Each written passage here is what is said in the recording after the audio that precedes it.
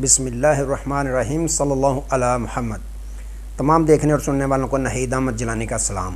ناظرین، آپ کو جیلانی جی یوٹیوب چینل، فیس بک پیج، ٹک ٹاک پر خوش آمدید۔ اللہ عز و جل سے دعا ہے اللہ عز و جل آپ کو جہاں بھی رکھے، اپنے اہل خانہ سمیت باخریت رکھے، خوش بھی رکھے اور محفوظ بھی۔ ناظرین اکرام، اپنی گفتگو کا آغاز کرنے سے پہلے تمام خواتین و حضرات سے یہ گزارش ہے جو ہمارے چینل پہ ابھی نئے ہیں وہ جیلانی جی چینل سبسکرائب فرما لیں تاکہ روزانہ آپ تک ہماری نئی ویڈیوز آسانی کے ساتھ پہنچ سکیں۔ بلا تاخیر اپنی گفتگو کا آغاز کرتا ہوں۔ سائفر کیس صفر ہو گیا۔ اسلام آباد کے 2 ججز نے 2 ٹوک فیصلہ سنا دیا اور مراد سعید کی واپسی کا دروازہ کھل گیا۔ ان تمام ایشوز پہ میں نے بات کرنی ہے۔ ناظرین اکرام، سب سے پہلے بات کرتے ہیں کہ آپ کو پتہ ہے 1-2 دن قبل شیر افضل مروت صاحب نے ایک دعویٰ کیا کہ پاکستان تحریک انصاف کے 40 عدد ایم پی ایز حضرات کو توڑ لیا گیا، انہوں نے فارورڈ بلاک بنا لیا۔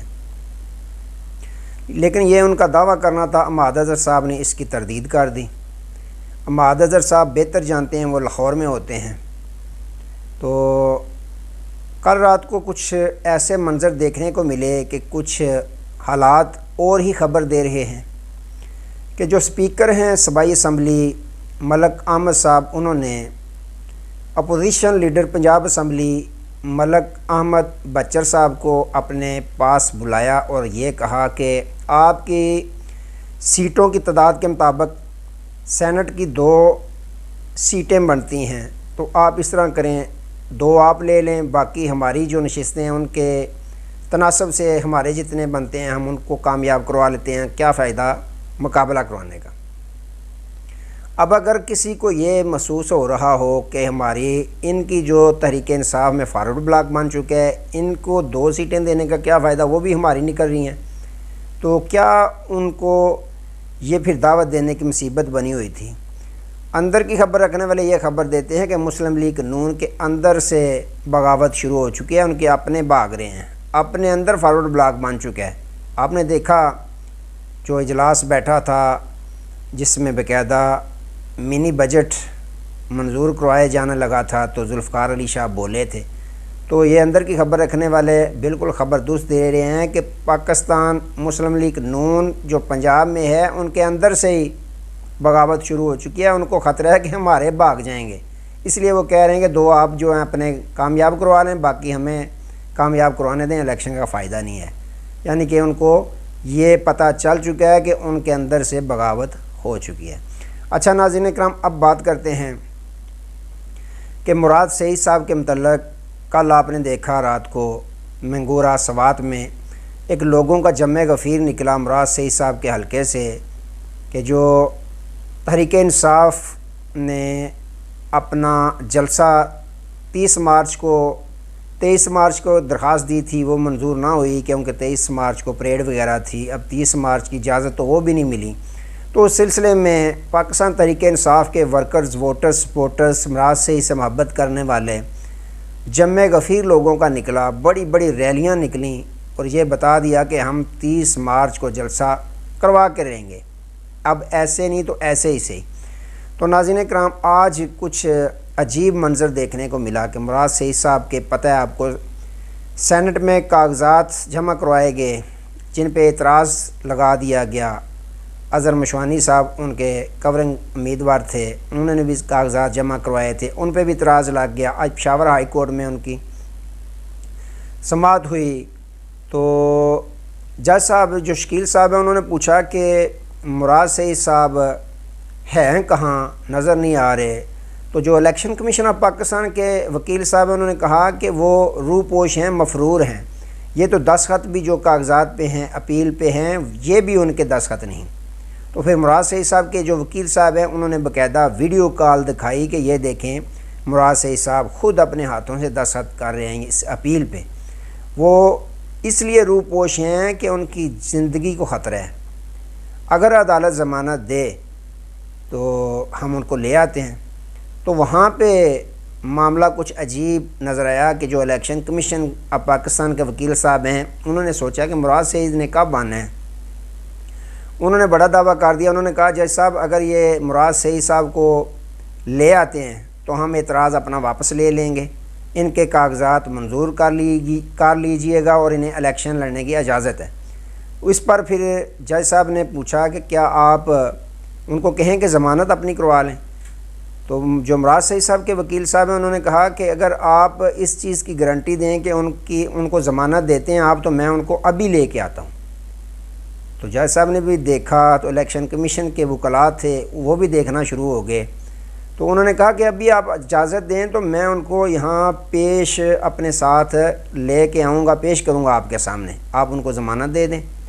تو ناظرین کرام پھر جج صاحب نے جب یہ دیکھا کہ واقعی یہ تو لے آئیں گے تو انہوں نے باقاعدہ مراد سعید صاحب کی حفاظتی ضمانت جو ہے وہ منظور کر لی اور ساتھ ہی ان کو سینٹ الیکشن لڑنے کی بھی اجازت دے دی. کیونکہ اس وقت اگر پاکستان تحریک انصاف میں کوئی کردہ دتا ہیں تو عمر ایوب کے بعد مراد سعید صاحب ہیں. باقی تو کچھ بھاگ گئے ہیں, کچھ نئے ایم این اے بن کے آئے ہیں, کچھ وکلاء ہیں, وہ سیاستدان تھوڑی ہیں. سیاستدان اور وکلاء میں بہت زیادہ فرق ہوتا ہے. اگر سیاستدان پاکستان تحریک انصاف میں 10-15 بھی یا قدور شخصیات جو ہیں, قدور پرانے, جس طرح پرویز لائی صاحب ہیں, شاہ محمود قریشی صاحب ہیں, جن کو روکا گیا ہوا ہے, الیکشن نہیں لڑنے دیا گیا اور پارلیمنٹ آنے کے لیے ان کے دروازے بند کیے گئے ہیں. وجہ کیا ہے؟ وجہ صرف یہی ہے کہ یہ اگر پارلیمنٹ میں ہوئے تو پھر نون لیگ کی حکومت 1 ماہ بھی چلنا دشوار ہو جائے گی. تو ناظرین کرام پھر جج صاحب نے مراد سعید صاحب کے باقاعدہ کاغذات منظور کر لیے. ٹریبیونل نے جو ان کے کاغذات مسترد کیے ہوئے تھے, اظہر مشوانی صاحب کے بھی اور مراد سعید صاحب کے کاغذات جو ہیں وہ سینٹ کے الیکشن کے منظور کر لیے گئے ہیں. تو ناظرین کرام بعد میں انہوں نے ٹویٹ کی کہ ہم خان صاحب کے ساتھ ہیں, جب بھی کور کمیٹی ہمیں بلائے گی, آواز دے گی, دھرنے کا, ریلیوں کا, جلسوں کا, جلوسوں کا, ہم انشاءاللہ ہر کال پہ جو ہے وہ نکلیں گے. یہ مراد سعید صاحب کی ٹویٹ ہے. تو مراد سعید صاحب ابھی سامنے نہیں آئے تو یہ صورتحال ہے. جب وہ سامنے آ گئے تو پھر دیکھیے گا ضرور کہ پاکستان تحریک انصاف میں دوبارہ ایک نئے سرے سے تازگی والی جان پڑے گی. کیونکہ باقی سارے ڈرے ہوئے ہیں. عمر ایوب صاحب سیاستدان ہیں, پرانے ہیں, باقی وکلاء ہیں یا نئے لوگ آئے ہیں جو ڈرتے ہیں, خوف میں مبتلا ہیں ابھی تک بھی. تو ناظرین کرام آج سائفر جو 0 کیس بنا, آج ہائی کورٹ اسلام آباد میں جسٹس میاں عامر فاروق صاحب اور جسٹس گل حسن اورنگزیب صاحب کی سربراہی میں اس کیس کی سماعت ہوئی سائفر کی. آپ کو پتہ ہے بدھوار کے دن میاں عامر فاروق صاحب جو ہیں چیف جسٹس اسلام آباد ہائی کورٹ, انہوں نے ایڈوکیٹ جنرل کو طلب کیا تھا کہ آپ ہمیں سی وی دکھائیں. جو وکلاء آپ نے خان صاحب کی کیس کی سرکاری طور پہ پیروی کرنے کے لیے جن کو نامینیٹ کیا, ان کی سی وی دکھائیں ہمیں, ان کی قابلیت کیا ہے, کیا کوالیفیکیشن کیا ہے, ان کا ٹیلنٹ کیا ہے. دوسری طرف سپریڈنٹ اڈیالہ جیل کو بھی یہ حکم دیا تھا کہ آپ تمام ڈاکومنٹس بھیجیں, لے کے آئیں ثبوت. جو دوسرا سپریڈنٹ جیل کی طرف سے جو وکیل صاحب تھے ان کو بھی یہ کہا گیا تھا جو کیس آپ نے بنایا ہے پولیس کی جانب سے, کہ ہمیں ثبوت دیں کہ سائفر کی کاپی کہاں ہے وہ خط جس کی وجہ سے آپ نے یہ کیس دائر کیا تھا. تو ناظرین کرام آج پھر جو ایڈوکیٹ جنرل صاحب ہیں انہوں نے کہا کہ ہمارے پاس تو کوئی ابھی ہم لے کے نہیں آئے, یاد نہیں رہا, ٹال مٹول کرنا شروع ہو گئے, جس پر چیف جسٹس میاں عامر فاروق صاحب برہم ہوئے. انہوں نے کہا کہ ایک چیز کا سر پاؤں ہی نہیں, ایک کاغذ موجود ہی نہیں ہے. نہ جو جسٹس ابو الحسنات صاحب ہیں جنہوں نے 10 سال سزا سنا دی خان صاحب کو, انہوں نے دیکھا نہیں ہے, پڑھا نہیں ہے. یہ کیسی کوئی غائبانہ چیز ہے جس کو نہ دیکھا نہ پڑھا, نہ پولیس سپریڈنٹ نے دیکھا, نہ وکلاء نے دیکھا, نہ خان صاحب کے وکلاء نے دیکھا, نہ مخالف ان کے جو وکلاء ہیں انہوں نے دیکھا, نہ جج صاحب نے دیکھا, نہ پڑھا, تو سزا سنا دی. یہ تو عجیب ہی معاملہ ہے, یہ تو کرمنل کیس ہے, یہ تو سائفر اس کو کہیں ہی نہ. پھر سلیمان صفدر صاحب نے کہا کہ یہ جو جج صاحب سپریم کورٹ آف پاکستان میں ہم گئے تھے ضمانت کے سلسلے کے لیے, سپریم کورٹ آف پاکستان نے بھی ہمیں بار بار کہا کہ اس کو سائفر کیس نہ کہیں. تو ناظرین کرام پھر آخری وارننگ انہوں نے دی ایڈوکیٹ جنرل صاحب کو کہ ہم نے آپ کو پہلے بھی کہا تھا, اب دوبارہ ہم آپ کو کہہ رہے ہیں کہ ہمیں وہ ثبوت دیں, ہمیں ان کی سی وی دکھائیں، کس قابلیت کے تحت ان کو آپ نے بھیجا خان صاحب۔ انہوں نے دوبارہ پھر یہ بھی کہا کہ خان صاحب کو جو جرا کا حق ہے وہ بھی چھینا گیا، دفاع کا حق بھی چھینا گیا، وکلاء ان کے جو تھے ان کے کیس کی پیروی کر رہے تھے ان کو بھی پیچھے ہٹا دیا گیا، ایک دن وہ لیٹ گئے ہیں تو ان کو بھی پیچھے ہٹا دیا گیا۔ اتنی جلدی کیا تھی؟ جتنی جلدی میں آپ نے یہ فیصلہ سنایا، کیس لڑا، سزا سنائی، آپ جلدی آپ ہمیں ثبوت بھی دیں۔ جو ثبوت ہم طلب کر رہے ہیں آپ کے پاس ہے ہی نہیں ہے۔ تو یوں ناظرین کرام، آج جو سائفر کیس تھا، آج سمجھ لیں کہ وہ تو بالکل ہو گیا صفر کیس۔ آج جج صاحبان جو ہیں انہوں نے دو ٹوک یہ سنا دیا، بتا دیا کہ اس میں کوئی بھی جان نہیں ہے، صرف یہ ایک سیاسی کیس تھا خان صاحب پہ، جس طرح اس سے قبل اور بھی 200 کے قریب سیاسی کیس بنائے گئے ہیں، تو یہ بھی ایک سیاسی کیس تھا۔ دیکھیں اگر دیکھیں تو سائفر امریکہ کا جو سفیر ہے وہ کہتا ہے جی سائفر لکھا ہی کوئی نہیں ہے۔ تو یہ امپورٹڈ حکومت جنہوں جو کیس کی پیروی کر رہے ہیں، یہ بھی پہلے کہتے تھے سائفر ایک ڈرامہ ہے، بعد میں کہا جی سائفر آیا، سائفر گم ہو گیا، اب دوبارہ کہہ رہے ہیں، بھنگڑے ڈال رہے ہیں کہ دیکھیں جی امریکی سفیر نے کہا کہ سائفر تو ہے ہی کوئی نہیں۔ اور بابا سائفر ہے نہیں ہے تو پھر سزا کس چیز کی؟